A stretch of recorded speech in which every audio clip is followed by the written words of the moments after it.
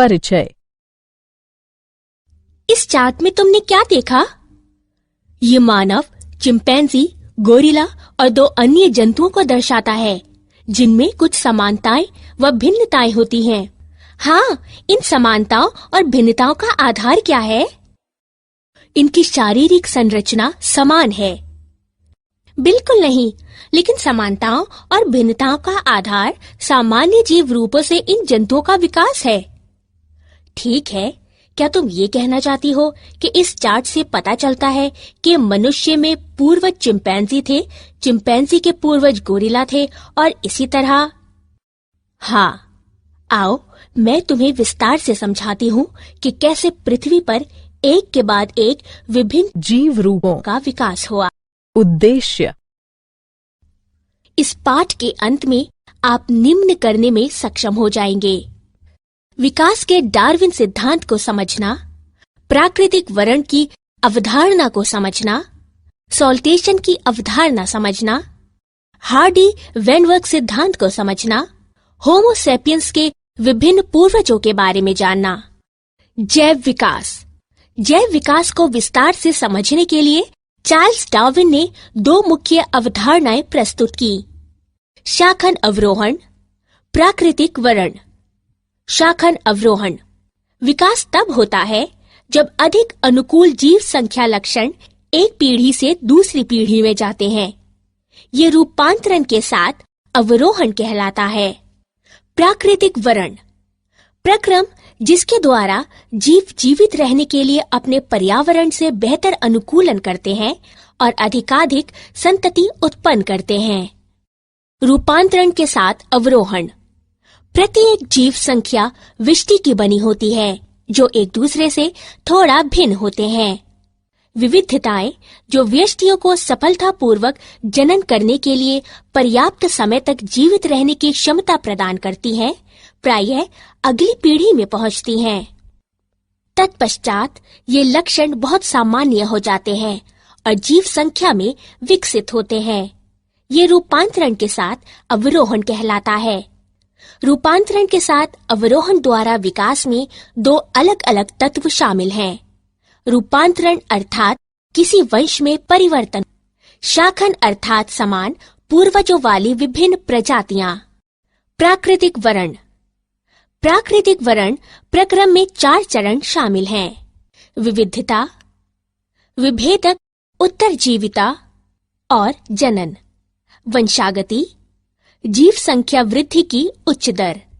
प्राकृतिक वर्ण प्रक्रम निम्न तथ्यों पर आधारित है: प्राकृतिक संसाधन सीमित होते हैं, जीव संख्या के आकार स्थिर होते हैं, जीव संख्या के सदस्य विशिष्टताओं में भिन्न होते हैं, अधिकतर विविधताएं वंशागत होती हैं। इस प्रकार व्यष्टियों में वंशागत विविधताएं होती हैं, जो संसाधनों के लिए प्रतिस्पर्धा में उन्हें अच्छी तरह से जीवित रहने, जनन करने और दूसरों से अधिक संतति उत्पन्न करने में सक्षम बनाती हैं।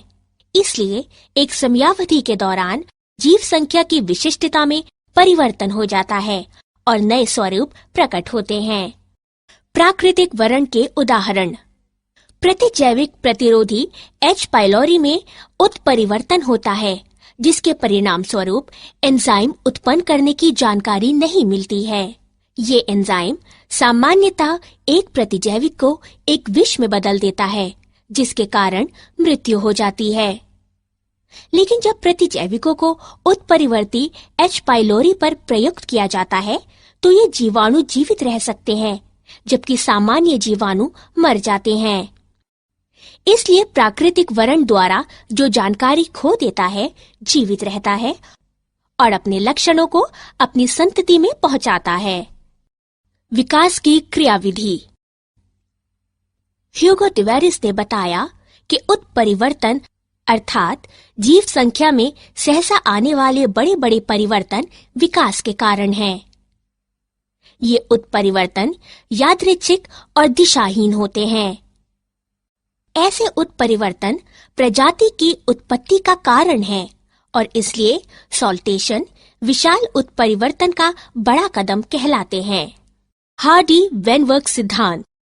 हार्डी-वेनबर्ग सिद्धांत के अनुसार जीव संख्या में अलील युग्म विकल्पी आवृत्तियां सुस्थिर होती हैं और एक पीढ़ी से दूसरी पीढ़ी तक निरंतर रहते हैं। जीव संख्या में जीनों की कुल संख्या और उनके अलील जीन कोश अपरिवर्तनीय रहते हैं।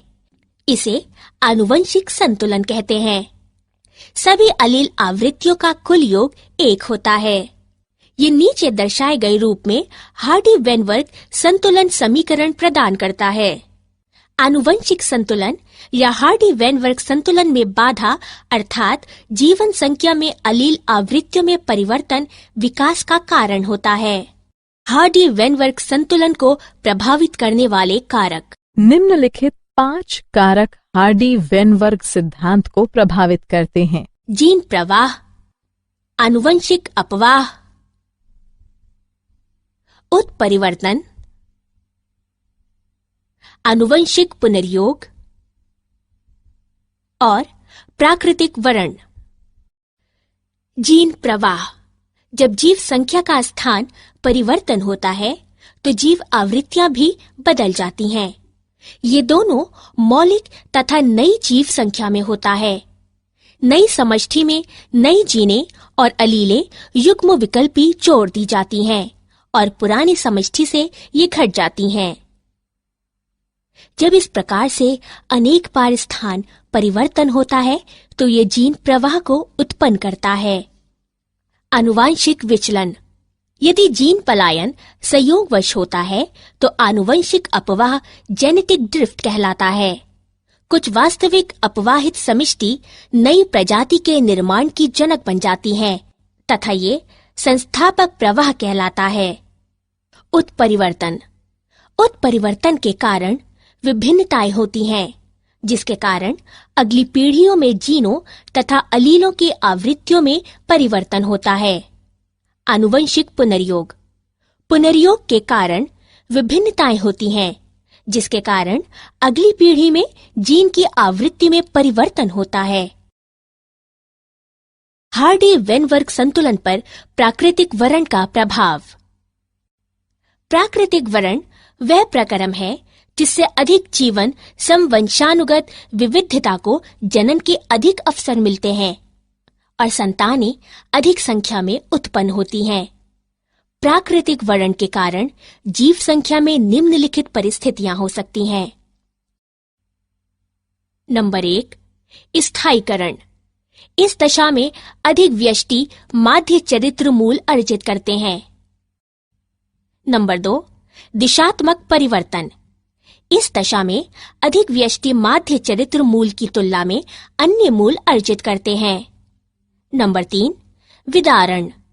इस दशा में अधिक व्यष्टि परिधीय चरित्र मूल अर्जित करते हैं।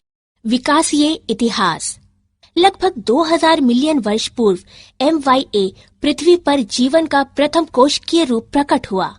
इनमें से कुछ कोशिकाओं ने प्रकाश संश्लेषण के समान प्रक्रिया द्वारा ऑक्सीजन मुक्त की। धीरे धीरे एक कोशिकीय जीवों से बहुकोशिकीय रूपों का विकास हुआ। आगे का विकास निम्न अनुसार ज्ञात किया जा सकता है।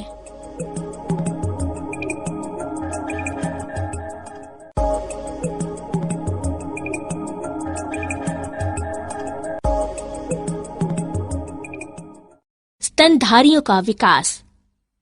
पहले स्तनधारी प्राणी श्रू जैसी स्तनधारी थे। जब सरीसृपों की कमी हुई तब स्तनधारी प्राणियों ने स्थल पर कब्जा कर लिया। कुछ स्तनधारी प्राणी पूरी तरह से जल में रहते थे, जैसे व्हेल, डॉल्फिन, समुद्री गाय आदि। स्तनधारी जरायुज होते थे और अपने अजन्मे शिशु को मां के शरीर के भीतर सुरक्षित रखते थे। स्तनधारी प्राणी खतरों के प्रति सतर्क रहने एवं बचाव करने में अन्य प्राणियों की तुलना में अधिक बुद्धिमान होते थे। मानव का विकास। पूर्ण भाषा कौशल और आत्मचेतना के साथ मनुष्य निम्नलिखित चरणों में विकसित हुआ है। ड्रायोपिथिक्स। ये वानर गण है। इनका उद्भव लगभग 15 मिलियन वर्ष पूर्व हुआ था। कपि सदृश। रामापिथिक्स। ये वानर गण है। इनका उद्भव लगभग 15 मिलियन वर्ष पूर्व हुआ था। मानव सदृश सीधे खड़े होकर चलते थे तथा ऊंचाई में लगभग 4 फुट तक थे। ऑस्ट्रालोपिथेसिन आदि मानव लगभग 2 मिलियन वर्ष पूर्व अफ्रीका के घास स्थलों में पाए गए थे। पहला मानव सदृश प्राणी होमो हैबिलिस कहलाया गया था। मस्तिष्क यानी दिमागी क्षमता 650 से 800 सीसी के बीच थी। होमो इरेक्टस लगभग 1.5 मिलियन वर्ष पूर्व पाए गए थे। मस्तिष्क बड़ा तथा मस्तिष्क यानी दिमागी क्षमता 900 सीसी थी। ये मांस खाते थे। नियंडरटाल मानव ये 1400 सीसी के मस्तिष्क वाले प्राणी थे, जो कि 1 लाख से 40,000 वर्ष पूर्व लगभग पूर्वी एवं मध्य एशियाई देशों में रहते थे। होमो सेपियंस इनका उद्भव लगभग 75,000 से 10,000 वर्ष पूर्व अफ्रीका में हुआ था। ये आधुनिक मानव कहलाए थे। क्या आप जानते हैं, मानव विकास ने अब एक नई प्रावस्था में प्रवेश किया है, जहां आनुवंशिक इंजीनियरिंग द्वारा माता-पिता अपने बच्चों को डिजाइन कर सकते हैं, जिसके परिणाम स्वरूप भविष्य की पीढ़ियों को मजबूत, बुद्धिमान और रोगों के प्रति अधिक प्रतिरोधी बनाने के लिए हमारे डीएनए को रूपांतरित किया जा सकता है। सारांश। आइए हमने जो कुछ सीखा है उसे संक्षेप में दोहराएं। जैव विकास को विस्तार से समझाने के लिए चार्ल्स डार्विन ने 2 मुख्य अवधारणाएं प्रस्तुत की, शाखन अवरोहण और प्राकृतिक वरण। ह्यूगो डिवेरिस ने बताया कि उत्परिवर्तन अर्थात जीव संख्या में सहसा आने वाले बड़े बड़े परिवर्तन विकास के कारण हैं। हार्डी वेनवर्ग सिद्धांत के अनुसार जीव संख्या में अलील युग्म विकल्पी आवृत्तियां सुस्थिर होती हैं और एक पीढ़ी से दूसरी पीढ़ी तक निरंतर रहते हैं। लगभग 2000 मिलियन वर्ष पूर्व MYA पृथ्वी पर जीवन का प्रथम कोशिकीय रूप प्रकट हुआ। पहले स्तनधारी प्राणी श्रू जैसे स्तनधारी थे।